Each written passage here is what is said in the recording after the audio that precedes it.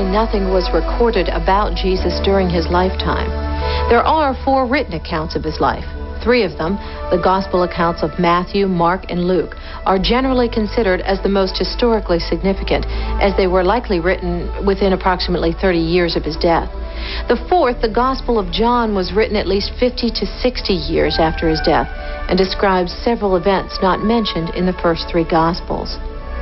The single most persistent question about these written accounts is whether they're reliable. One of the problems we have, of course, is that the Gospels give us 4 versions of Jesus from which we try to determine historical Jesus. But each of the 4 Gospels is yet another presentation, in fact, of the Christ of faith. So it's very difficult to recover the historical Jesus, and as Christian historians, theologians refer to it, the quest for the historical Jesus is a very, very complicated journey.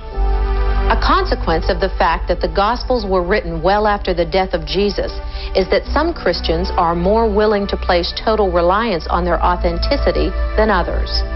The idea that the text of Scripture is inerrant is, strictly speaking, not one that is found much outside of conservative Protestant circles.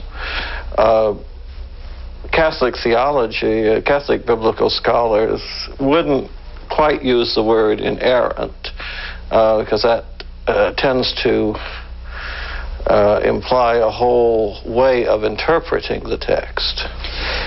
The disparities that are claimed can be explained by seeing that each of the Gospels that record events do so for a different purpose. Some of them claiming to be simple history, some of them to be theological history, that is, offering both event and interpretation. And as a consequence, they take what was an event and set it less by determination as a matter of fact and more to be able to prove a point that they are making. John's Gospel, you see, depicts really a Jesus who, even as he walks the earth, is already in glory. That's why he can say, before Abraham was, I am. I and the Father are one. Because it's the Jesus of glory who's really talking in John's Gospel. Whereas in Matthew, Mark, and Luke, you get the human side of him. In other words, in Mark's Gospel, he gets angry. And if you take the material for what it is intended to be, then you see they are not anti-historical or anti-truth, but that they are offering that truth interpreted in a different way, so that they're turning around and saying, for example, that John's Gospel, while it records reality, wants to establish very clearly on a polemic basis that Jesus is God to an unbelieving and agnostic Greek audience, and therefore it seeks to relate truth to philosophy, not in an unhistorical way, but to use historical truth for a different purpose. And if you see it in that way, you don't have a disparity of events. You have the events used to establish different points.